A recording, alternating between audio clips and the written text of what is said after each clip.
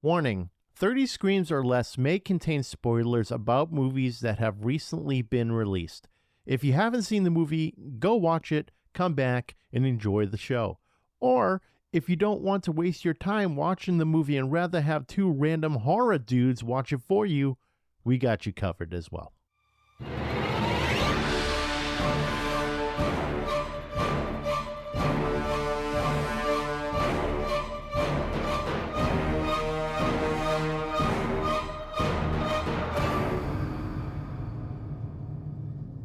Welcome everyone to 30 Screams or Less, a horror movie podcast where we review horror movies in 30 minutes or less. Today's movie we're going to be reviewing is called Bring Her Back. It's written and directed by Danny and Michael Philippou, starring Billy Barratt as Andy, Sora Wong as Piper, Sally Hawkins as Laura, Misha Haywood as Kathy, and Jonah Wren Phillips as Oliver. Plot of the movie is a brother and sister uncover a terrifying ritual at the secluded home of their new foster mother. All right, Corey, true horror story. Looked in the mirror this morning, my beard, an absolute nightmare. Dry, wild, looked like it clawed its way out of a crypt. That's terrifying, man. Did you hit it with that beard octane? Oh yeah, beard wash, conditioner, beard oil brought it back from the dead. Fellas, don't let your beard turn into a creature feature. Keep it alive and kicking with Beard Octane. And right now, hit beardoctane.com, use code 30screams10, get 10% off. Save some cash, and save your beard from becoming a horror show.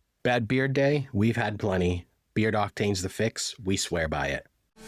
The 17th Annual Live Free or Die Tattoo Expo, July 25th through the 27th at the Doubletree by Hilton Manchester, with tattoo artists, vendors, and body piercers. Hosted by Ink Masters Emily Elegado. A weekend pass is only $25. Yeah, you heard right. $25 for a weekend pass. Or get yours online for $20 at livefreeordietattoo.com. There'll be daily contests and unfreaking believable sideshows. Join us for this incredible event. livefreeordietattoo.com. 30 Screams or Less starts now. Corey, what do you think of Bring Her Back? The second film from the Philippou brothers, and it's a doozy. It's a story about a grieving mother, but you really don't learn that until at least halfway through the movie. I thought the acting was incredible by everyone involved, especially the kids. I cannot say enough about the performances from Billy, Sora, and Jonah. I really hope they're in more, because I don't think they've been in many mainstream films, if any. But they were all great for children as young as they are. Just amazing. Oh, yeah, they were great, man. Especially Jonah, because, I mean, we talked about this before, about eye stuff, right? Like putting the shit in people's eyes. Mm-hmm. And I don't know what the fuck they do for that. I would love to pick the brains of the Philippou brothers, because Oliver with the fucking demon eyes and everything, that's not CGI. Oh, no. I don't know what they're doing, but it looked fantastic. Like the makeup for Oliver looked awesome. For as young as that kid is, I don't know, man, how old is he? I can't find it on like IMDb or anything. I'm going to guess 8 or 10, maybe.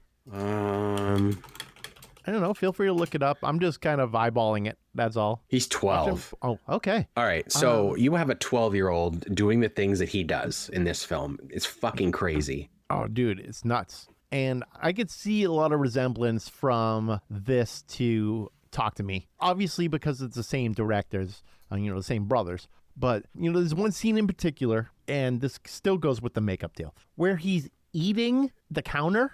Oh my God. And his teeth. I between that scene and the scene where he was chewing on a butcher knife. Oh my God. I cringe. I'm watching those and I'm like, Steve is losing it right now. Oh God. I hear the sound. Like the sound design in this movie is fantastic, by the way. It's great. And to have a kid with a knife in his mouth and he's just like chewing on it, like the vertical way. Yeah, he's chewing on the sharp part of the knife. Yeah, it's not like he's got the knife like sideways in his mouth where he would probably cut the sides of his mouth. This is straight up in between the two front teeth, just gnawing down on it, and basically gives himself a cleft lip. It's fucking crazy. That's a good way to put it. He literally gives himself one, like right from the center of the bottom of his lip up to the bridge of his nose. So gnarly. Right through it. Oh my God. Psychotic. And man, like Andy had no idea that shit was going to happen, man. But yeah, that scene is psychotic.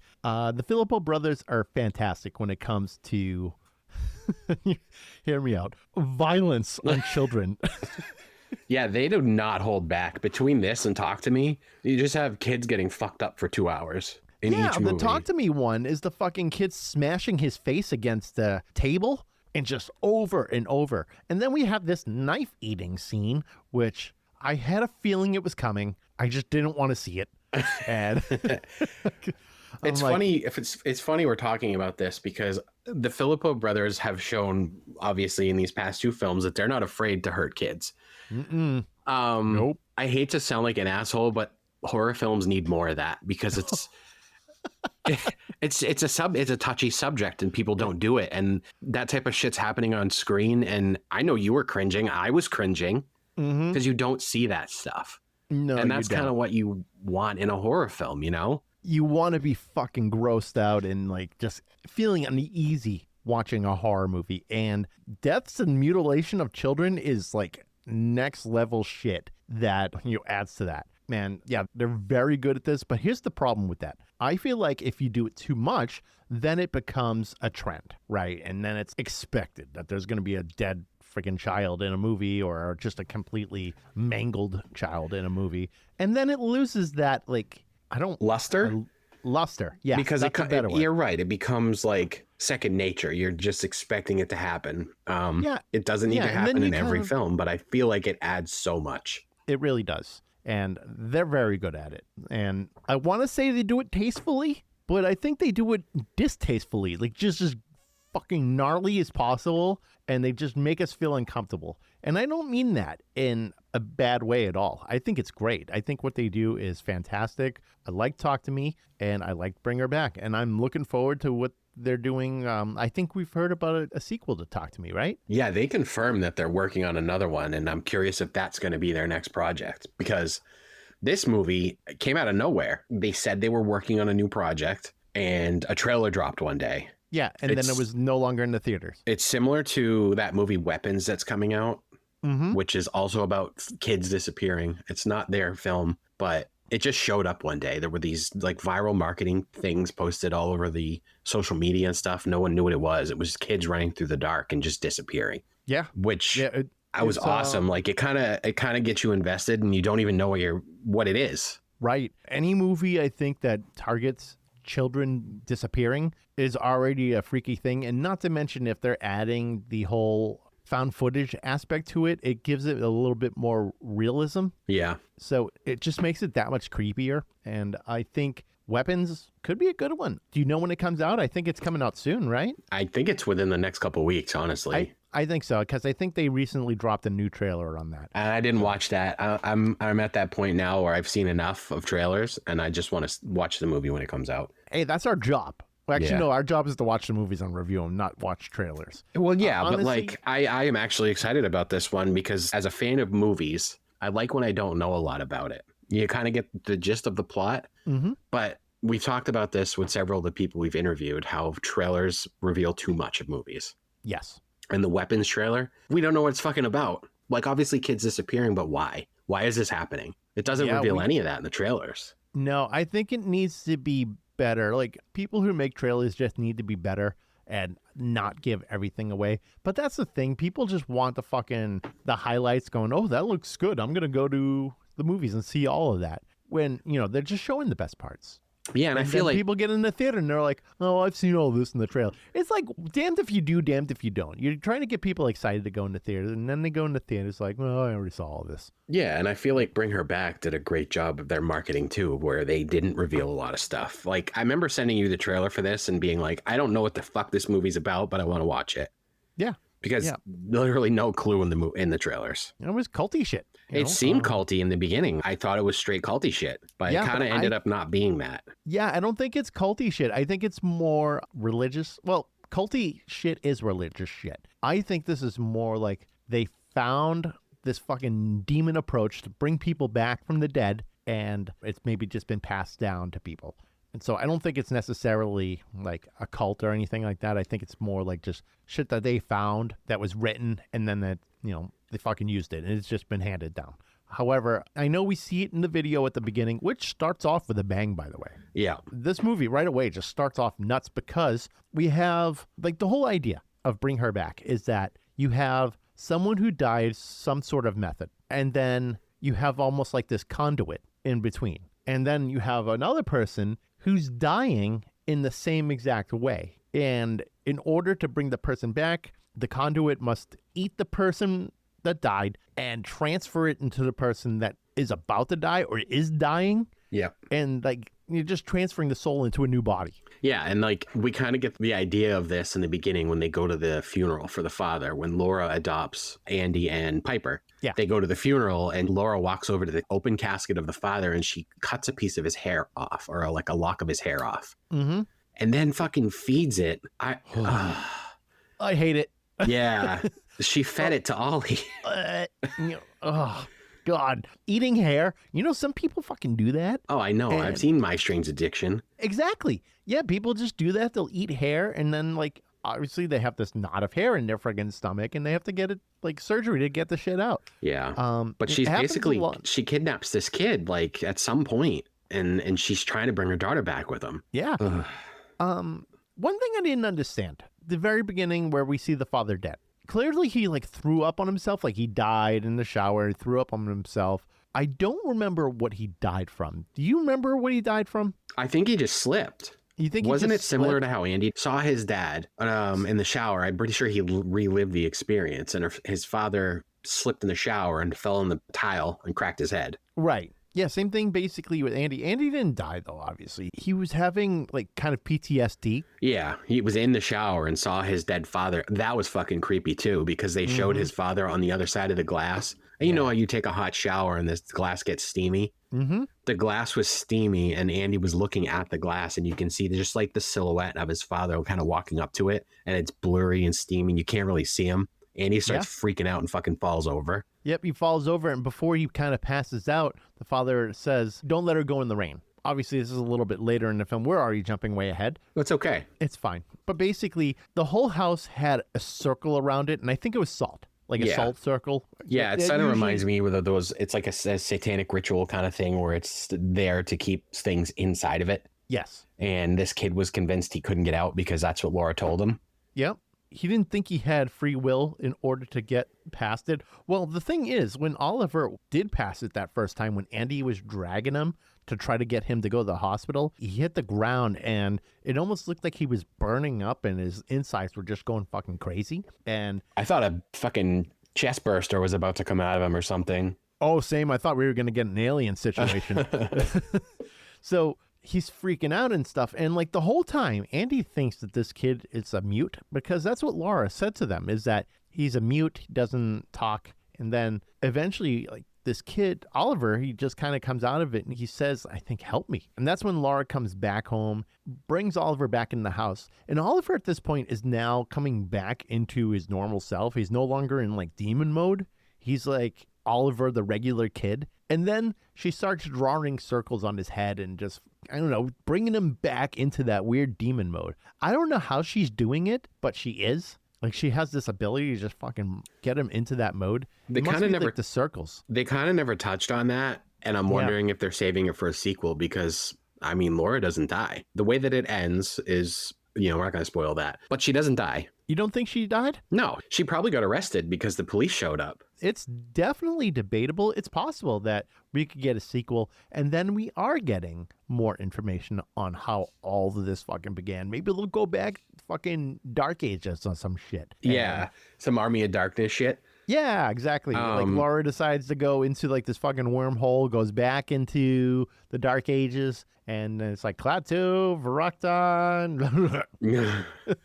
I'm hoping the universe is all tied together somehow with Talk to Me. It's probably really far-fetched, but... No, actually, that would be pretty cool if they decide to have it all just kind of the same universe. Yeah. They're like the hand is one aspect of this whole ritual, and that in order to maybe keep the body, like keep that soul in that body, they have to do something with the hand. I don't know. They could do all sorts of shit with that. And I don't feel like we see a lot of that, you know, where they're just like, okay, here's one movie and it's supposed to be its other thing. And here's another movie where it's supposed to be its own thing. Yeah. And you know what? We're going to bring it together anyways. Do some glass stuff, glass and split. Yeah, exactly, like that. Like, we didn't think that was going to be the same universe, but, the little fucking plot twist at the end actually, we got a double plot twist in that movie. Yeah. If you think about The it. bar. Yeah, because... The bar, and there was another one. I don't remember what it was. Well, wasn't it like Bruce Willis or something came in at the bar, or was it Sam Jackson? I cannot remember.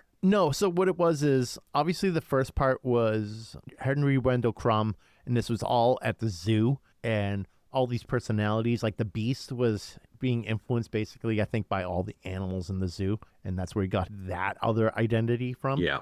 So we find out, like, oh, geez, all of this is happening in the zoo, and, like, he's inherited all these fucking people, whatever. But then the twist is later on, a girl in the diner is like, this sounds a lot like a story I heard a while ago. Like, then we see Bruce Willis, Mr. Glass. And that's where we see, like, oh, it's part of the same universe. Yeah. Fuck. Yeah. Completely unexpected. Yeah, they could do something like that for this. And I think that'd be pretty cool. Yep. Agreed. So, Philippou Brothers, if you're hearing this, I just gave you a little idea. Well, we both did. We won't even charge you for it. Yeah, we won't charge you for it. One. Yeah, you can have that one. Just come on the podcast. I think it's a fair deal. Okay, I like that. Yeah, I think if we're just spitting out all of these ideas to just out in the ether, and they're like, you know what, I like that. Like the fucking Scream. I don't give a shit. We manifested that all day. I was just going to say, we kind of wrote Scream 7. Yeah, you're welcome, everyone. Jeez. That's what I should be doing for a living. Writing scripts for movies. I don't know. Whatever. Maybe they'll thank us in the credits, and if they do, I'll fucking eat my hat. All right, I got to make a note of this episode here. No. I'm not eating fucking... I like my hat. You said it. I know. Fuck. I'll give you a hat to eat. Oh, God, I hope it's made of fucking Jolly Ranchers or some shit. No, it's going to be made of cloth. Fuck. We'll blend it up first. You don't actually have to, like, eat it as it is. This idea. Yeah. I don't like it. It's going to be sweaty, too. I don't like it. You said it. You fucking put it into the universe, so. You're the one that says, I'll eat my fucking hat. Well.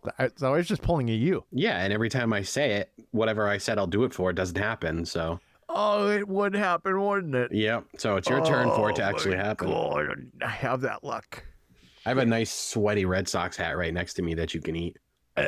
No, thanks. I'm going to fucking puke already. I don't like it.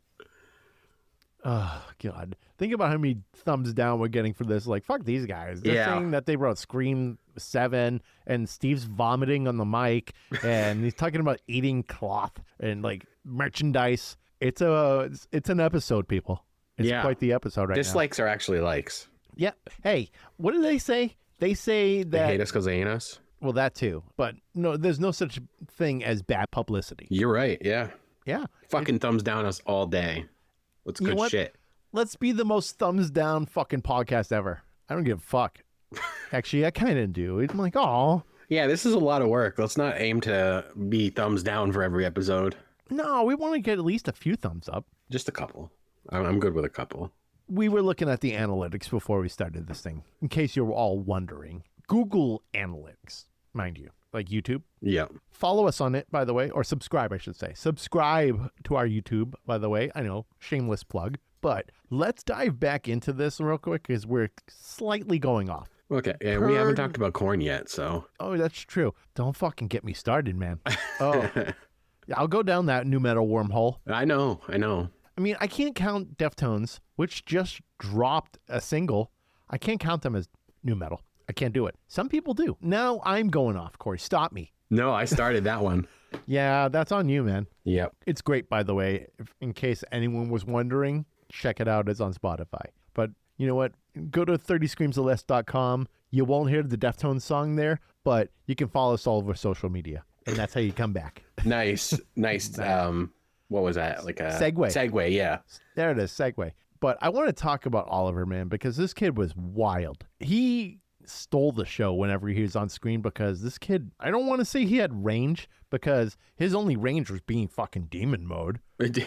Demon mode. Yeah, basically demon mode. And that mode that this kid was in is just unfucking hinged. Absolutely unhinged. Like we talked earlier about the knife scene. That is like one of the wildest scenes I've ever seen. Yeah, and it wasn't like a background thing. It was like the camera was up close and personal, and you're watching this knife go between his teeth. Oh, that's what I hate. I hate teeth stuff. I know.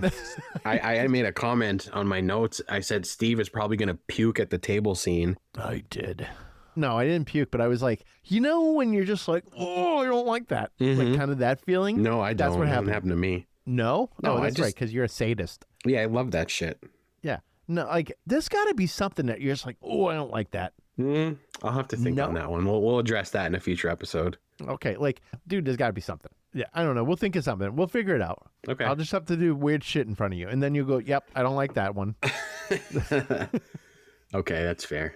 Okay. Just to try to gross out Corey. Is that one of your new goals? I guess, yeah. All right. Yeah. I mean, you don't even watch the videos I send you of people getting shot anymore, so. It's because you don't have any anymore. Now it's all the fucking gorilla doing the, what's up, fam? No, not gorilla, Yeti. What's up, fam? Yeti here. F in chat. The Yeti and the and Bigfoot. Oh, and Bigfoot, Yeti, same difference. No, they both do it. They both, Yeah, okay. there's Bigfoot and Yeti. Dude, that shit is wild. AI is fucking wild. Yeah, we should make a Bigfoot AI video, but he's like about 30 screams or less. We'll do a crossover. Yeah, we'll do a crossover with Bigfoot. Let's do a crossover with Bigfoot. How about that? Oh, What's man. up, fam? Here with 30 screams or less. Yeah, we're about to do some booger sugar. Booger sugar. Oh, God. Man, the one you sent me about the girl exploding was hysterical. 'Cause he's just like, like I don't even want to say it because it's so fucking absurd. Yeah, every single one of those is absurd. Did I send you the one of Bigfoot and Spider-Man? No, you Oh. didn't. Okay, Well, I now will. you will. Yep, I will. All right. Incoming. Great. Speaking of Spider-Man, has nothing to do with Spider-Man. This foster mom, man, she was Dude. crazy. I thought she looked familiar, and then like afterwards I went and looked at her IMDb. She was the mom in Paddington. That's how you know her? Yeah, and she was in like the Wonka The movie. Shape of Water? Shape of Water, Godzilla. Yeah. Let's say she's been in a ton of stuff, but I knew her, like, it came to my mind specifically for Paddington because I love those movies. Oh, okay. Well, everyone has their feel-good movies. Yeah. Mine is Dude, Where's My Car? Okay. Fair. Well, we all have to have like the movie that turns off our fucking brain for a little bit. Yeah. And that's the movie for me. Dude, Where's My Car? And oh shit, actually no, that's the primary one because sometimes I'm just like, nope, I need that fucking dumb it up because I've been overthinking today. You know who I kind of thought it was at first when I first saw her in this movie? Who's that? The waitress. Oh, from It's Always Sunny? Yeah, she looks very similar. Oh yeah, they do kind of have a similar face structure, don't they? Yeah, and I went to IMDb to check and it wasn't her, but I was like, damn, they are very, very close to looking identical. You know, I think I thought the same thing as I was watching because I had that familiar feeling about her. And I did the same thing. I looked her up. I'm like, oh, yeah, she was in Shape of Water, which I think she won an Oscar for. I know, like, that movie was fucking cleaning up at the Oscars. Let's see. Oscars. Shape of Water, Oscar noms. 2 Academy Award nominations, one for Best Supporting Actress for her role in Blue Jasmine and another for Best Actress in The Shape of Water. She did not win either award, but has received several of other accolades. So she was at least nominated. Hey, it's you can even say like in the trailers, Academy Award nominee. And then it's like, hey, that's legitimizing yourself just by that alone. Hell, Leonardo DiCaprio had that for fucking ages until he won his Oscar for The Covenant. The Revenant? That's the one. The Covenant is a different one that we just reviewed, isn't it? No, we just What are you talking reviewed about? Consecration.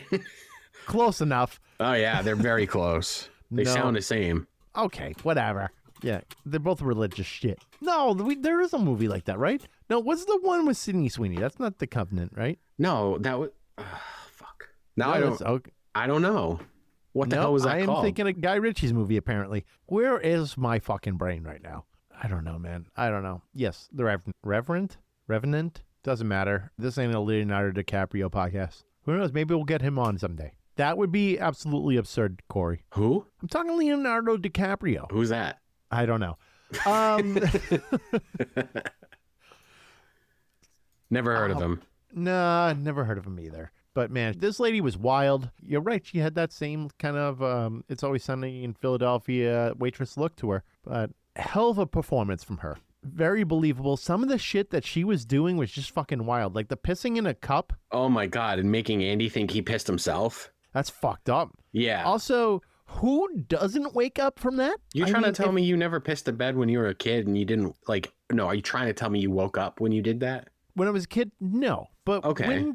When kids are sleeping, they are fucking dead-ass deading. That's what I'm saying. They're DED when they're sleeping. If somebody threw piss on me, I'd never know it until I woke up. Yeah, but this kid is not a child. He's like 17, about to turn 18. You would think like, why is there fucking liquid being poured on me right now? I don't know. Because he was sleeping with, didn't he sleep in his jeans or something? Yeah, he slept like in jeans and he had a bit of a fucking slobbering problem too. He was always like slobbering all over his friggin' pillow. Yeah. So, hey, maybe he's just a dead-ass sleeper. Yeah. Hell of a performance from her. But yeah, what I also want to talk about with Lara is that very psychologically damaging. So she's really trying to drive this wedge in between Piper and Andy. Mm-hmm. And she's really fucking with that whole dynamic.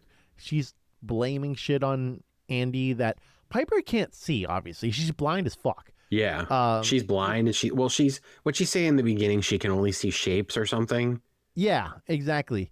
So I think shapes and colors. And I think that's kind of the case with a lot of blind people. Okay. It's not like completely jet black. I have heard interviews with people who are blind that it's kind of like being able to see out of your elbow. You can't do it, right? It's not a fucking thing. Mm. So that's what it's like being blind, apparently. Like, can you see it out of your elbow? No. Never tried. So you never tried? You just don't know. So it's even seeing black is seeing. So that's like pure blindness. She is just like really blind. Now, my question is, was this girl like actually blind in real life? Because if she wasn't, man, her face movements. Oh, yeah. Wild.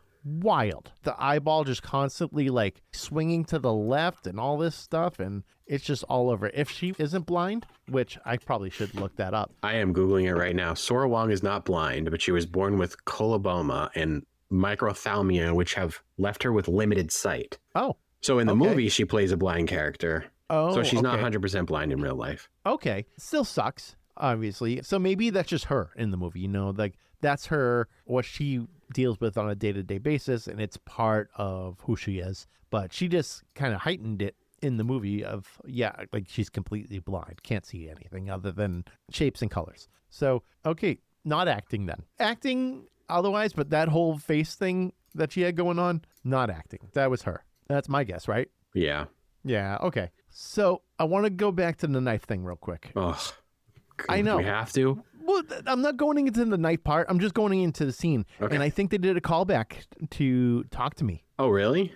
Did you notice that? No, I guess I missed this. Okay. So Andy is about to like cut up the fruit and he's standing there. Oliver's sitting there and Oliver is mute. Or Andy thinks Oliver is mute at that point. So he's trying to strike up this conversation with him and Oliver is giving him nothing. So he's like hands him like a pencil and paper and says to him, "Here, so you can talk to me." Oh, okay. I'm like, oh, okay. I think that might have been intentional. All right. Little callback. Yeah, I can see that. Who knows? Maybe that little thing right there is their way of like bringing the two together or teasing it for later. That or it was just like a little fun little reference. I'm probably leaning more towards a fun little reference. Yeah. I don't know. I'm hoping it's tying them together, but. Yeah, so, well, we'll see. I don't know if we should really, like, give out too much more to this movie. No. Because I will say this. This third act, man. Batshit. Absolute batshit. It is just like one thing after another, after another, after another. It's almost to the point of exhausting. Like, oh my God. Because there's a lot of buildup in this movie until this third act, which is just nuts. Absolutely nuts. So I don't think we should go into more. I think everyone needs to check out this movie, especially that third act, because I don't want to give too much away on that. Oh my God. So no, I get it. We gotta. You want to talk a little bit about it? No. I was just reading the trivia on IMDb. I always look at these things. You love reading trivia. So bringing back to what we were talking about with Sora Wong. So she had zero experience acting professionally before she was cast in this film. Really? Her mom came across a casting call on Facebook looking for a visually impaired girl. What am I doing with my life? That's wow. All right, going on Facebook looking for a casting call. Jeez, I need to get to work here. What am I doing wrong with my life? That's What's fucking happening? crazy. Yeah. And her Imagine I'm that. sure I bet the phone was ringing off the hook when people saw this movie. Yeah, she's for probably her. getting more opportunities. Dude, it only takes one shot. And if you fucking knock it out of the park, that's it. That's all you need is that one shot. They got that performance out of someone that has never acted before. That's crazy. Yeah, she's really good. I think she's got a knack for it, man. I like the trivia stuff. The trivia is fun stuff. So we don't do enough of that. Yeah, Let's well, do- we'll start doing that again. Yeah, let's do more of that again because that's always a good time. But yeah, third act is completely unhinged. Just everything that's happening. But we want you to see it.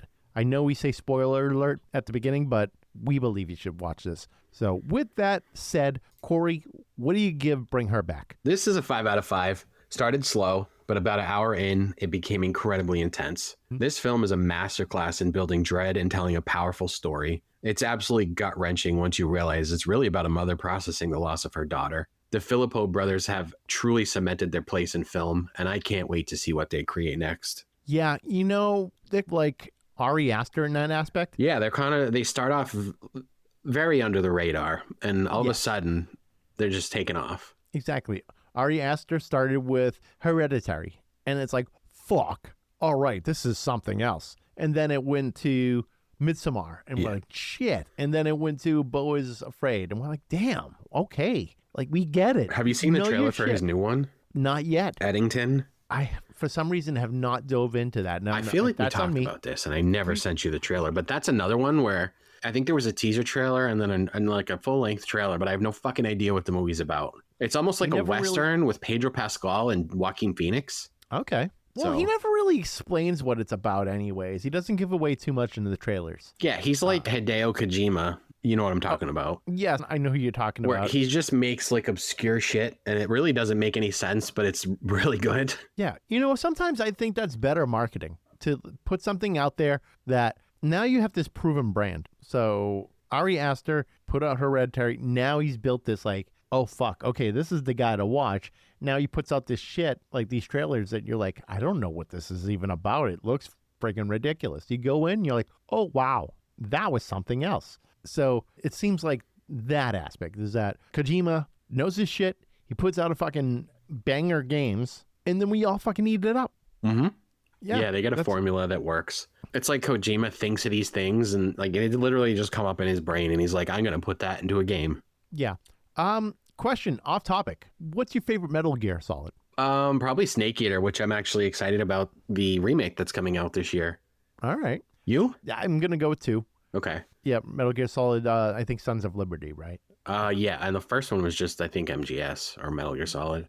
Which was so fucking good. I mean, don't get me wrong, but the second one was just like off the fucking wall nuts. Was that the one with Psycho Mantis? No, That was first the one was first one. Psycho Mantis. Even Psycho the- Mantis is the coolest boss Yeah. battle of all time. I remember like playing that game back in the day, and the way that it worked is for the listeners that haven't played it, is he was a mind reader, and you had to plug and unplug your controller into different ports of the PlayStation so he couldn't predict your moves. Mm-hmm. It was fucking crazy. You Yeah. can't do that shit anymore because everything's wireless. You know what? You're absolutely right. Not to mention all the shit that's happening to your TV while this boss battle is happening. Like your fucking memory card is being read. Oh, and yeah.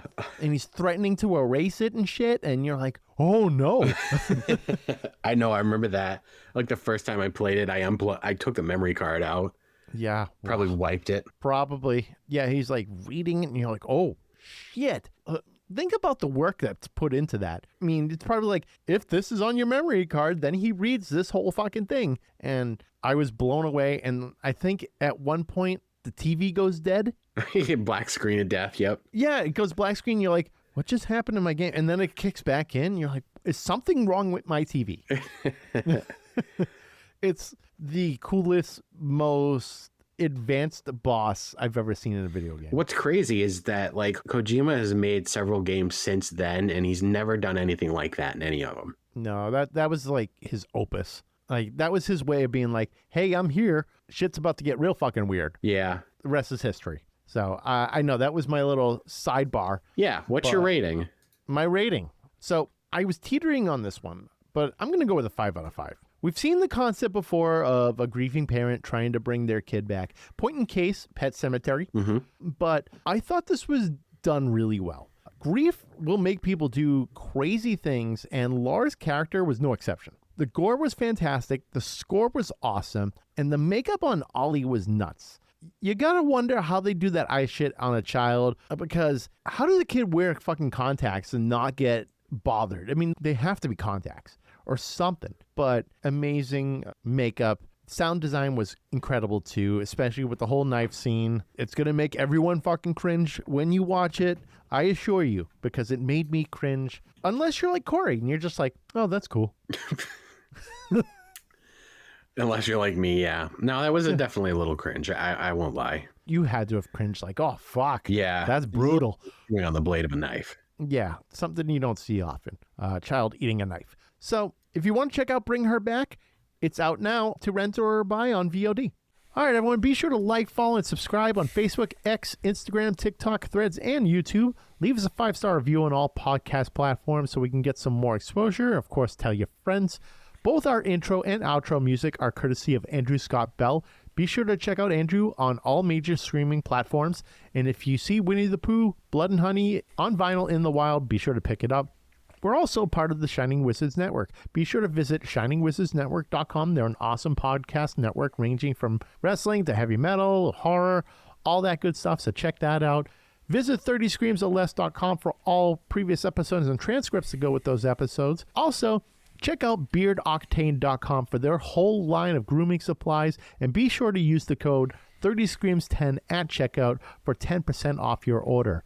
And if there's anything you want us to review, send an email to 30screamsorless@gmail.com or hit us up on social media. Use hashtag 30screamsorless. And also, we have some awesome merch for sale on our website, so definitely check that out. If you go to our website, at the very top, there's a shop link. Click that link, and you'll see all sorts of shirts, hats, mugs, things like that. If you buy it, it helps going towards our hosting costs. I'm Steve. I'm Corey. And thanks for listening to 30 Screams or Less. And don't forget to drink your beans.